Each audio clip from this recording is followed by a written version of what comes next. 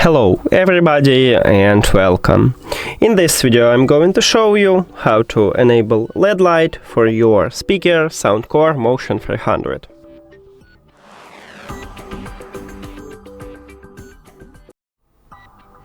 You have to start by open SOUNDCORE application, and if you add your speaker to the application you will see it at the device list.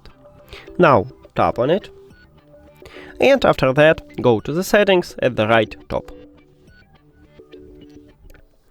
Now, at the third line we have button brightness and click on it. So, right here we have no LED light, the power button or another buttons. And to enable it you need to select one of these modes, so low, medium or high. It's up to you, and we just enable it. That's it. Thank you for watching this video. If you found it helpful, please consider subscribing to the channel and leave the like on the video. See you later.